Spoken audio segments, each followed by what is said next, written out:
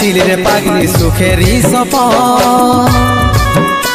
আজ কি কারণে ভাঙলি মন তোর কি ছিলি রে দুশ্মন তুই স্বামীর ঘরে যারে সাথী থাকি সুখে বারে বারে মনে পড়ে তোরে শাসন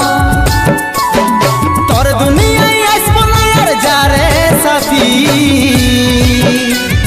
খুঁজলেও পাবি না মনে পড়বে কি যখন